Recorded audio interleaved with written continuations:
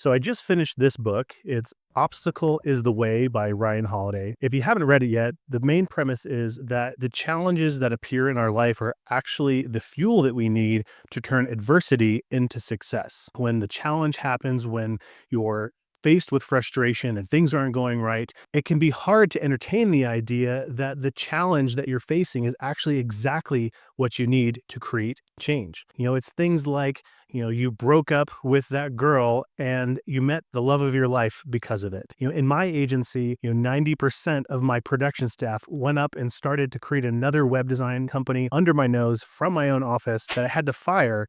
And that led to a lot of changes in how I run my business, how I hire people, how I support them, and ultimately made a major influence on who I am today. And so these things, these challenges in the moment can be super tough to acknowledge as being the thing that we actually need. One of the things that Ryan says in the book, and I love this, is, the humans have been turning shit into sugar for a long time.